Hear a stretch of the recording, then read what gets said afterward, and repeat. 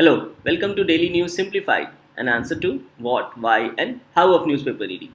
Today, we are going to discuss the important issues appearing in the New Delhi edition of the Hindu newspaper dated 7th May 2019.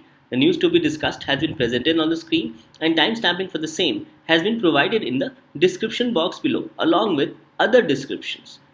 On this note, let's start our today's discussion.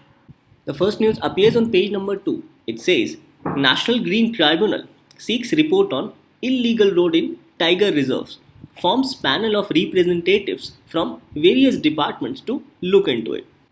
Now this news highlights that a petition was filed in the National Green Tribunal which stated about the illegal construction of road in the ecological sensitive and biodiverse rich region of the Rajaji Tiger Reserve in Uttarakhand.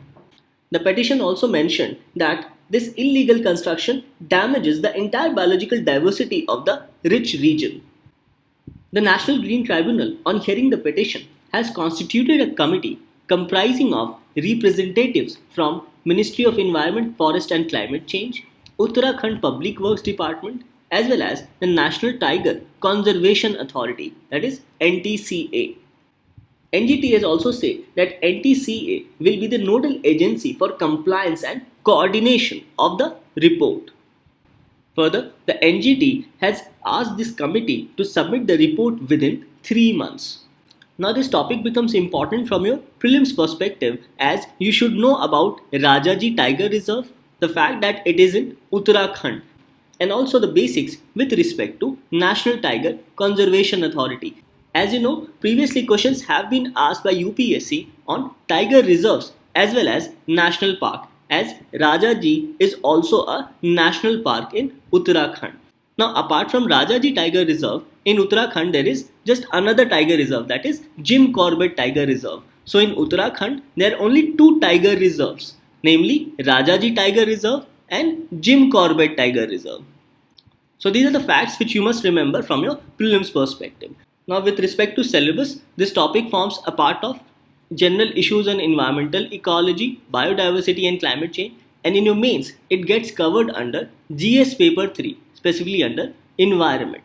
Now with respect to National Tiger Conservation Authority, it says that the NTCA is a statutory body under Ministry of Environment, Forest and Climate Change. Now this becomes extremely important from your prelims perspective, that NTCA, that is National Tiger Conservation Authority, is a statutory body, and NTCA has been constituted under the enabling provisions of Wildlife Protection Act of 1972. This again becomes extremely important from your prelims perspective. Further, the objectives of National Tiger Conservation Authority includes National Tiger Conservation Authority provides statutory authority to project tiger in order to ensure compliance of various laws. Another objective of NTCA is to foster accountability with respect to center state in management of tiger reserves. And this will be done on the basis of center state relationship based on a memorandum of understanding with states. Further, NTCA also provides for an oversight by Parliament, and it also tries to address livelihood interest of local people in areas surrounding these tiger reserves. So these can be said to be some of the objectives of National Tiger Conservation Authority. So from your prelims point of view, you must remember about National Tiger Conservation Authority as well as about Rajaji Tiger Reserve, the fact that it is based in Uttarakhand. With this, let's move on to our next news discussion. The next news appears on page number 7. It says, nests of grizzled giant squirrel spotted in Tamil Nadu. Now this news highlights that a team of researchers and wildlife activists from Indigenous Biodiversity Foundation, which is a non-profit organization, were conducting a survey in the Pakkamalai Reserve Forest near Ginji in the Eastern Ghats. And it is here where they spotted these grizzled giant squirrels. As per the researchers, over 300 nests of this endangered species were also spotted in this particular region. Now these grizzled giant squirrels had been earlier spotted in the year 2014 in Tiruvannamalai Forest Division in Tamil Nadu.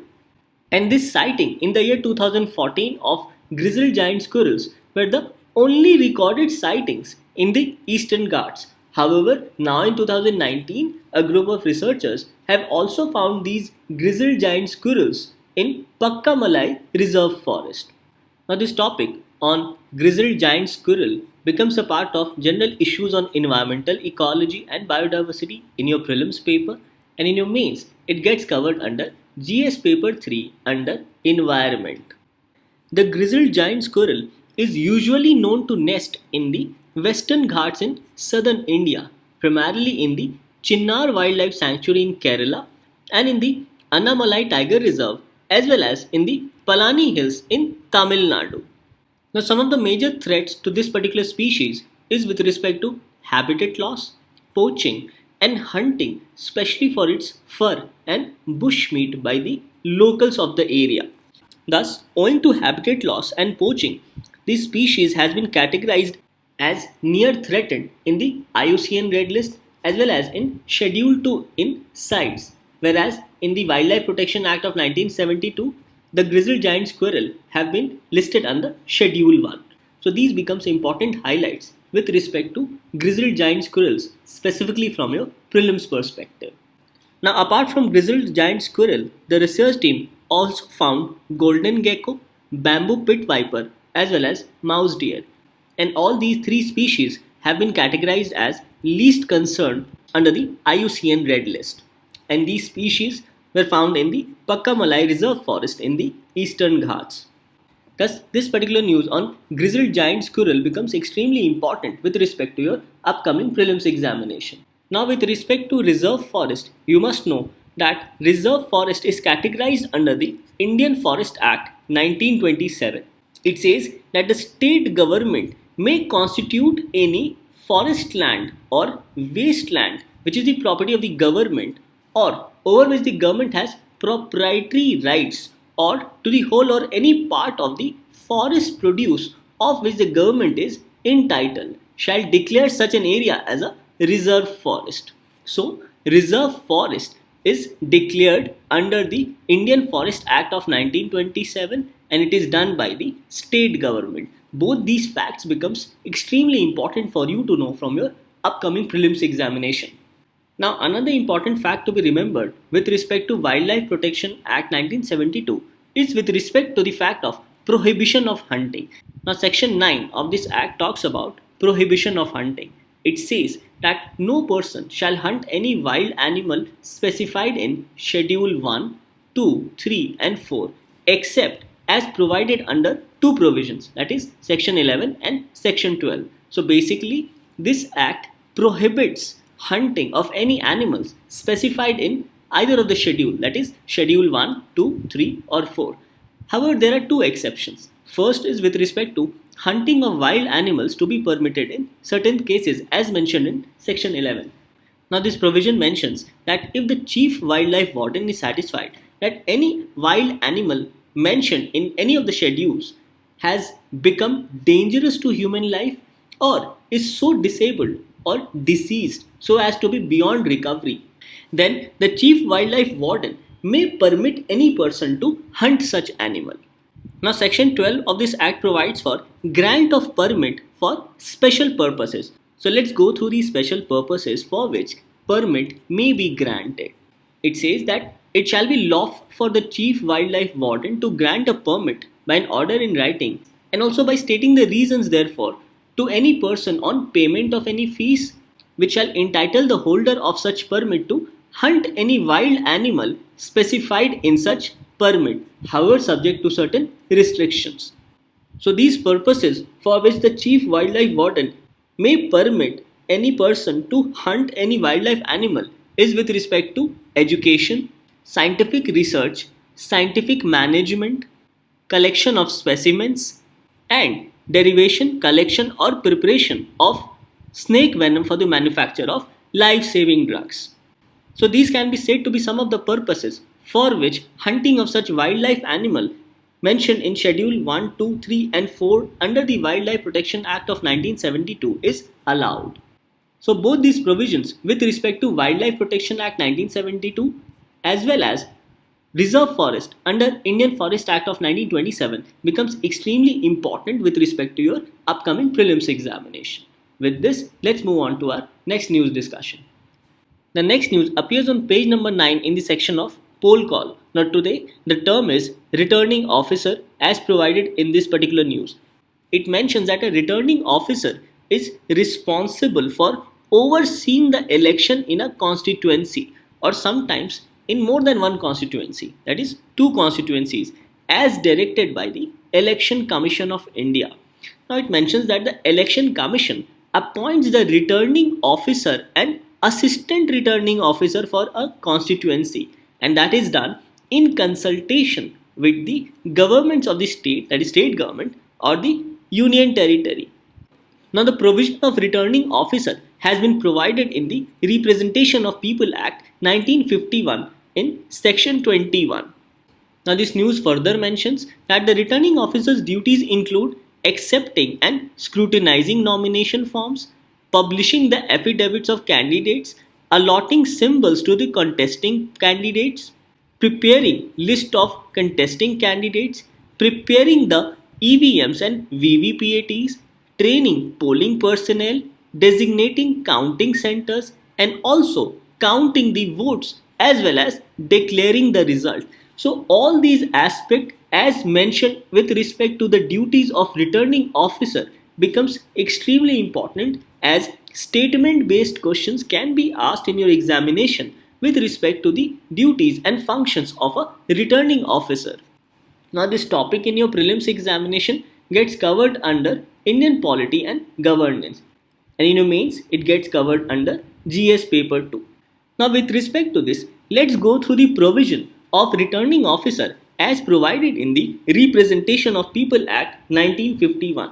Now Representation of People Act 1951 provides for a returning officer as well as for an assistant returning officer. Now section 21 of this act talks about returning officers. Now this provision mentions that the Election Commission shall, in consultation with the government of the state, designate or nominate a returning officer who shall be an officer of the government or of a local authority. So the points to be highlighted is that that officer can be an officer of the government or an officer of the local authority. It further mentions that, as highlighted earlier, this provision says that the Election Commission can nominate the same person to be the returning officer for more than one constituency. So please remember, this again becomes extremely important from your prelims perspective, as a same person can be appointed as a returning officer for more than one constituency. Now with respect to their general duties, it says that it shall be the duty of the returning officer at any election to do all such acts and things as may be necessary for effectually conducting the election in the manner provided by this act, or with respect to any other rules or laws with respect to conduct of elections. Another important fact to be highlighted is that this particular provision with respect to returning officer and its duties has been provided in part 4 of Representation of People Act, as part 4 talks about administrative machinery for the conduct of elections. Now this particular part also provides for section 22 as well as section 23. Now section 22 mentions about assistant returning officers, and section 23 mentions about returning officer to include assistant returning officers performing the functions of the returning officers. Section 22 says the Election Commission may appoint one or more persons to assist any returning officer in the performance of his functions, and such officer to be appointed as an assistant returning officer must be an officer of the government or an officer of the local authority. Further, it says that every assistant returning officer shall, subject to the control of returning officer, be competent to perform all or any of the functions of the returning officer.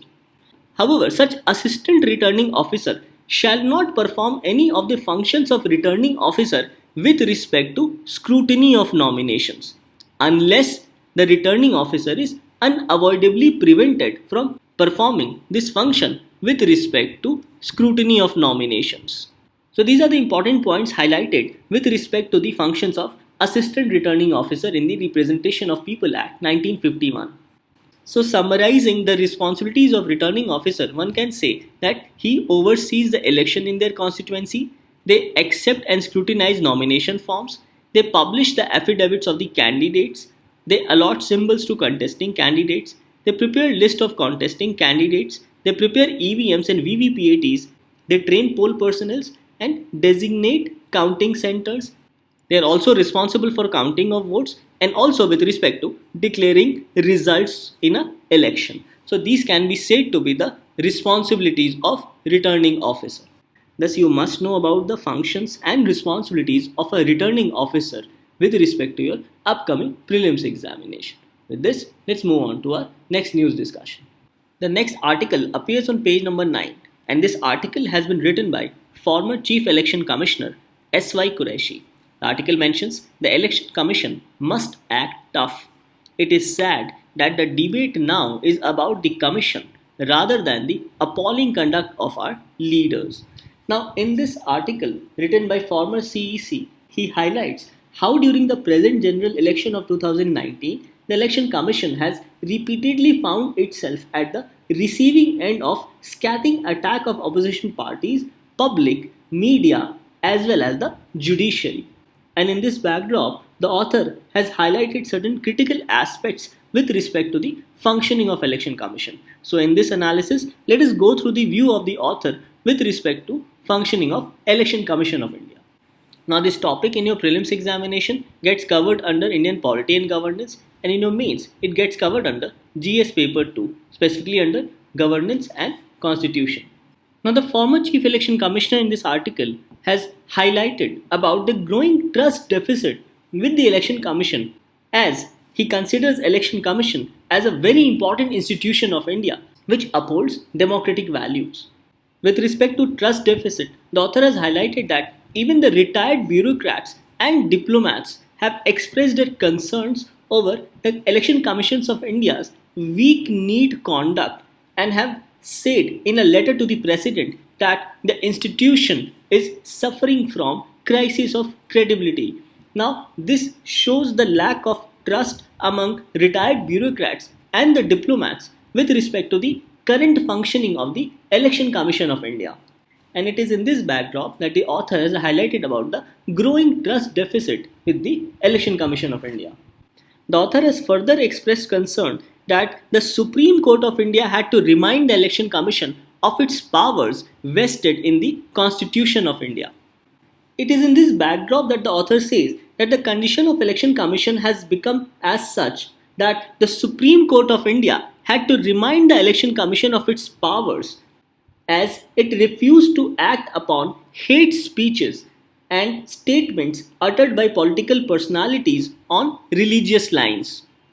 It is in this backdrop where the Supreme Court reminded the Election Commission of its duty and said that it is the duty of Election Commission to exercise their function as per the Constitution of India independently in all matters relating to conduct of elections, and also ensure that the election process is completed properly in free and fair manner. So this was what was stated by the Supreme Court of India with respect to functioning of Election Commission. Now the author also says that again the Supreme Court had to intervene and remind Election Commission of its duty, as the Election Commission had not taken any action for a month with respect to complaints against the Prime Minister and the BJP President. So the Supreme Court of India ordered the Election Commission to hear these complaints before 6th May 2019. So the author in this article has said that it was not necessary or it was not needed for the Supreme Court of India to remind the Election Commission of its duties, as the Election Commission should have done these things on its own merit. Now with respect to these complaints, the author have also highlighted about a dissent by one of the Election Commissioner.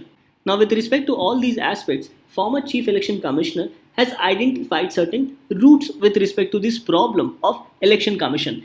Let's go through these problems as highlighted by the former Chief Election Commissioner. Now these are some of the root of the problems as highlighted by the former Chief Election Commissioner. First and foremost being flawed system of appointment. The author mentions about this flawed system of appointment of election commissioners, as they are appointed unilaterally by the government without any broad-based consultation from any committee. So the author have also talked about lack of a neutral committee with respect to appointment process of Chief Election Commissioner as well as other election commissioners. Further, the author has highlighted about uncertainty of elevation of officers as it makes them vulnerable to the pleasure of the executive. So basically, the election commissioners becomes vulnerable to the pleasure of the government in power, and hence it becomes the sole prerogative of the government whom to appoint as the chief election commissioner or election commissioners during their regime. Now, this is done by the government in power because a defined chief election commissioner can be controlled through a majority vote of the election commissioners, that is, through two majority vote of the election commissioners, as there are total of 3 election commissioners, including the chief election commissioner. Now, further, even the 255th Law Commission report recommended for a collegium system for appointing the election commissioners. However, successive governments have not implemented this report as electoral and political interest take precedence over national interest. Apart from appointment, the author also highlights that the provision of removal of election commissioner also needs a correction, as the process of removal of chief election commissioner is very different from that of the election commissioner. As under Article 324, you can see that the chief election commissioner shall not be removed from his office except in like manner or and on like grounds as judge of a Supreme Court. But this security has not been provided to other election commissioners. So it is in this backdrop that the author highlights that the provision of removal of election commissioners also needs correction, as the author says that even the other election commissioners must be removed like the chief election commissioner, as in a decision making, even the election commissioners collectively represent the view of the election commission. Hence, these are some of the issues which I have highlighted as a problem with respect to the functioning of Election Commission of India. Now, after going through this discussion, you can attempt this particular practice question. It says, Election Commission of India, submitted to the will of the political class, does not serve the purpose of democratic values enshrined in the Constitution of India. In the light of this statement, discuss suitable measures to remove political influence in the working of Election Commission of India. So I am sure after this discussion, you will be able to attempt this particular question. Hence, this topic with respect to functioning of Election Commission of India and identification of certain problems by the author becomes extremely important from our examination perspective. With this, let's move on to our next news discussion. The next article appears on page number 8. It says, Conservation minus the people. Unlike the rest of the world, India is stridently moving away from community-involved conservation models. Now, this topic with respect to community-based conservation models forms a part of general issues on environmental ecology, biodiversity in your prelims examination, and your mains gets covered under GS paper 3 under environment.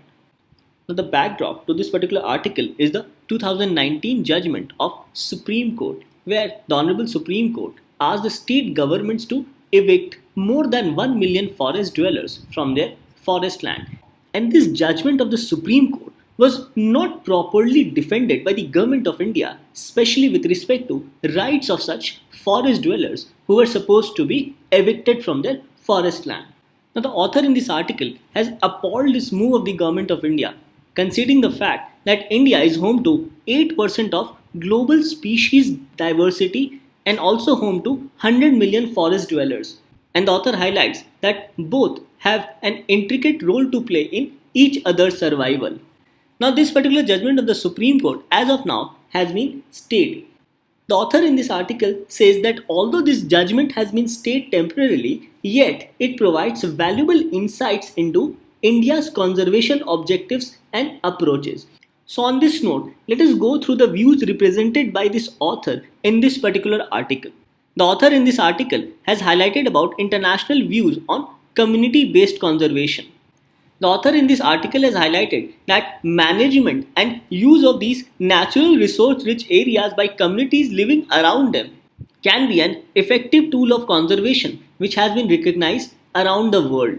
And this has also been affirmed by IUCN's 1980 World Conservation Strategy and also the Earth Summit's 1992 Statement of Forest Principles and Convention on Biological Diversity. Further, community-based conservation has also been approved from IUCN's policy statement on sustainable use of wild living resources in 2000 and the Convention on Biological Diversity's 2004 Addis Ababa Principles, as well as the guidelines for sustainable use of biodiversity. So all these international principles supports community-based conservation. Now the author highlights that even though India is a vocal member of these international conventions, however, it follows a very different conservation strategy in its home. It says that in India we have separate laws protecting forest and its produce, as well as separate laws targeting wildlife conservation, as we have Indian Forest Act 1927 and Wildlife Protection Act of 1972. And both these acts create different types and grades of protected areas and also contains provisions to restrict or outlaw local use of natural resources as well as landscapes. So the author mentions that in India we have different laws with respect to protection of forest as well as with respect to protection of wildlife. The author in this article further highlights the dichotomy with respect to implementation of 2006 Forest Rights Act. It says that it conferred rights of forest land and produce to local forest dwelling communities. However, there is an overlapping mechanism as the Ministry of Tribal Affairs has been mandated with operationalizing the act, whereas the conservation part of this particular act remains under the domain of Ministry of Environment, Forest and Climate Change. So the author says that the operationalization of 2006 Forest Rights Act have been conferred on Ministry of Tribal Affairs, whereas its conservation has been provided to the Ministry of Environment, Forest and Climate Change. So the author highlights that because of dichotomy as well as bureaucratic control officials over forest and its produce is one of the major reasons for the faltering of this legislation. So on this note, the author has said that India's conservation policies and legislation of the years reveal a dichotomy of intent as well as action. It then says that there are certain progressive policy documents from Government of India with respect to India's international commitments. However, a totally different picture emerges during the course of their operation and implementation on ground. So the author says that despite having a good law, Indian government is not able to operate and implement such legislation. It further mentions that the third National Wildlife Action Plan, which was introduced in 2017, which aims to comply with international commitments, is of the view that locals hinder conservation.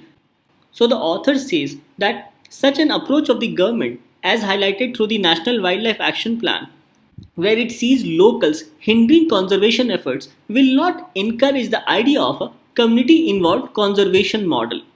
As such an approach of the government, where it sees locals hindering conservation, will increase bureaucratic control over forest and forest produce.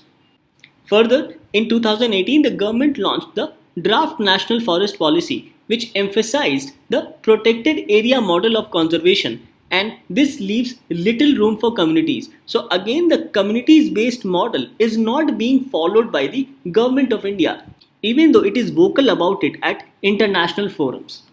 Further, the author says that the Supreme Court's order in the early 2019, which mandated the eviction of forest dwellers whose claims under the Forest Rights Act have been rejected, has also overlooked the bureaucratic violations, lapses and technical constraints that have played a part in such rejections.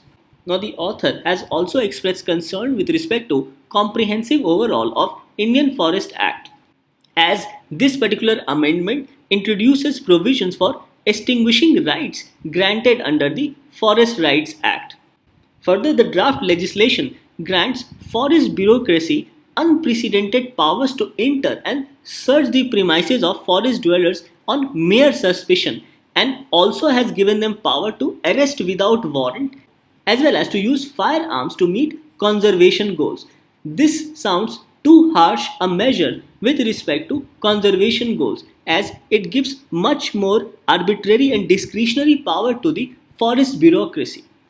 Further, the author says that the draft legislation provides a hardline approach, as state authority, which is usually reserved to tackle terrorism, insurgency and organized crime, will now be deployed to safeguard biodiversity. Further, the author is also concerned with respect to an amendment to the Wildlife Protection Act. So in this article, the author have expressed concern about the growing bureaucratic control over forest produce, as well as the forest dwellers. So the author in this article have suggested that while other countries are recognizing the value of community involved conservation models, India on the other hand is moving in the opposite direction. This topic of conservation models becomes important from your mains perspective. With this, let's move on to our next news discussion. The next news appears on page number 12. It says 1 million species at risk of extinction. United Nations. Industrial farming, fishing are factors that threaten to end existence of many species as per this report. Now, a 1800 page global assessment report which has been compiled by a UN agency from more than 1500 academic papers says that the world's life support system are in trouble. Now, this topic again forms a part of general issues on environmental ecology as well as biodiversity, and mains gets covered under GS paper 3. So according to this latest global assessment report on biodiversity and ecosystem services, up to 1 million of Earth's estimated 8 million plant, insect and animal species are at risk of extinction. Now this report is a first comprehensive report on status of Earth's biodiversity in 15 years. Now the global assessment was conducted by Intergovernmental Science Policy Platform on Biodiversity and Ecosystem Services and was endorsed by 130 countries including the United States, Russia as well as China. The main causes for these extinctions are mainly industrial farming and fishing, climate change, land conversion including deforestation, bushmeat hunting and poaching, pollution as well as invasive alien species. Now this particular report highlights about extinction, consumption, pollution as well as climate. With respect to extinction, it says that 1 million species face the risk of extinction, which is many within decades, whereas 5 lakh plants and animals currently have insufficient habitat for long-term survival, and 40% of amphibian species are threatened with extinction, along with 33% of reef-forming corals and 33% of marine mammals. Further, loss of pollinators caused by intensive farming is putting $235 to $577 billion worth of annual crop output at risk. With respect to consumption, it mentions that 1/3 of all land is used to make food, and food cultivation uses 75% of all fresh water on earth. Whereas 25% of man-made emissions comes from agriculture, the vast majority of them comes from meat production. So this again is a significant highlight that majority of emissions are coming from meat production in the world. Further, it says that 50% of all new agricultural land is taken from forest. Now this again is a very significant highlight with respect to depletion of forests. It further says that 93% of marine fish stocks are either overfished or fished to the limit of sustainability. And 1/3 of all fishing is said to be illegal or unreported. So this report highlights that there is a great risk on sustainability of fishing around the world. With respect to pollution, it says that humans dump up to 400 million tons of heavy metals, toxic sludge and other waste into oceans and rivers each year. And this is leading to water contamination and is also affecting the marine biodiversity. It further says that 75% of land, 40% of oceans and 50% of rivers manifest severe impacts of degradation from human activity. This again is a cause of concern with respect to our natural biodiversity. Another cause of pollution is plastic pollution, which has increased around tenfold since 1990. Also, pollution from fertilizers has led to formation of 400 low oxygen dead zones in coastal waters, and this covers around 2,45,000 square kilometers. So pollution from fertilizers is again a growing concern with respect to coastal and marine environment. As far as climate is concerned, it says that 5% of Earth's species are at risk of extinction if the temperature rises just 2 degrees Celsius, which is still within the targets of Paris climate deal. So we understand the importance of implementation of targets with respect to Paris climate change.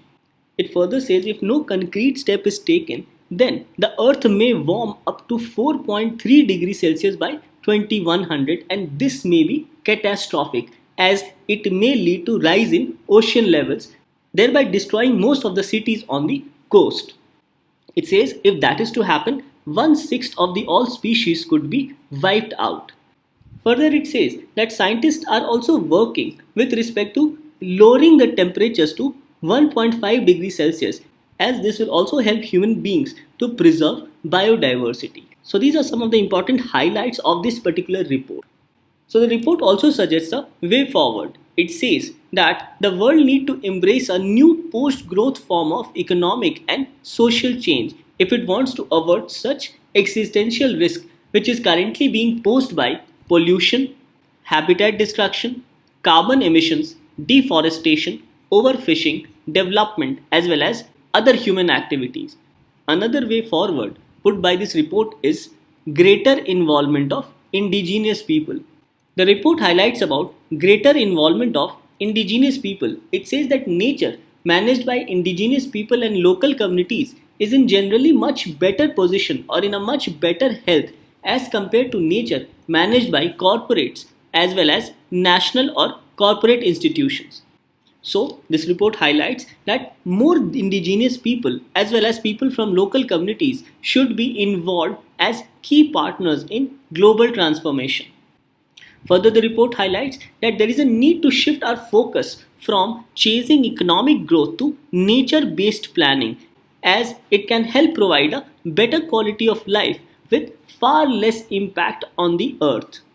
Another important highlight mentioned in this report is with respect to incentivized protection.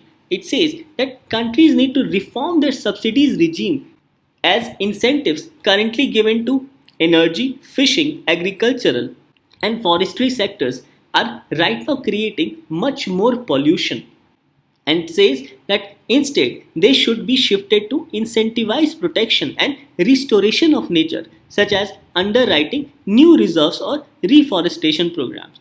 So these are some of the suggestions provided in this report with respect to prevention of such catastrophic damage. Now, as already mentioned, this particular report was conducted by Intergovernmental Science Policy Platform on Biodiversity and Ecosystem Services. So on this note, let's learn certain basic facts about this particular body. It says that IPBES is an independent intergovernmental body established by member states in 2012, and this has currently over 130 member states and is headquartered in United Nations campus in Bonn in Germany. Its objective is to strengthen policy and decisions through science for the conservation and sustainable use of biodiversity, long-term human well-being, and sustainable development.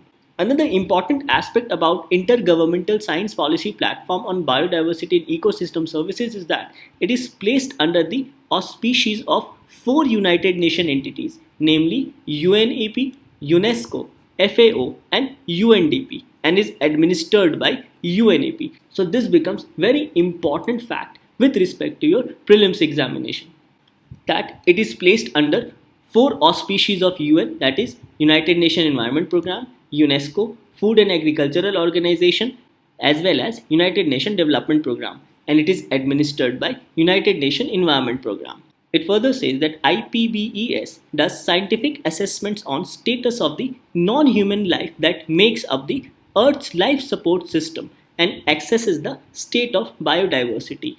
Further, it consists of multidisciplinary scientists nominated by member countries to provide an evidence-based knowledge for policy makers. So these are some of the important facts with respect to Intergovernmental Science Policy Platform on Biodiversity and Ecosystem Services. Thus, this particular news becomes extremely important both from our prelims as well as from our mains examination. After this discussion, let's move on to the next section of practice questions. Now, after our discussion, these forms your practice question for the day. What you can do is to take a pause of 5 seconds. The first question says, consider the following statements about Intergovernmental Science Policy Platform on Biodiversity and Ecosystem Services, that is IPBES. First, it is placed under UNEP, UNDP, UNESCO, and FAO. Yes, the statement is correct as we have just seen. Second, it is administered by FAO. No, this statement is incorrect as this is administered by UNEP. So in this, the correct answer is A, that is one only. Moving to the second question, it says, consider the following statements. First, the removal process of Chief Election Commissioner and other election commissioners is same. No, this statement is incorrect as the CEC is removed on the same grounds as that of a judge of a Supreme Court, whereas this protection with respect to removal is not provided to other election commissioners. So the first statement is incorrect. Second, election commissioners shall be appointed by the Prime Minister. No, this statement again becomes incorrect as the election commissioners shall be appointed by the President of India. So in this, the correct answer is D, that is neither 1 nor 2. Now these are your practice question number 3 and practice question number 4. What you can do is to take a pause of 5 seconds. Question says, which of the following can be said to be the responsibilities of returning officer appointed by the Election Commission? Options are scrutinizing of nomination forms of candidates, allotment of symbols, counting of votes, declaration of results of election. In this, all the 4 statements are correct. So in this, the correct answer is D, that is 1, 2, 3 and 4. The fourth question says, which of the following pairs about grizzled giant squirrel are correct? Wildlife Protection Act 1972, Schedule 1, CITES, Schedule 2, IUCN Red List, near threatened. In this, all the 3 pairings are correct. Hence, in this, again, D becomes the correct answer. With this, we come to an end to discussion of today's newspaper. Let's move on to the question for the day.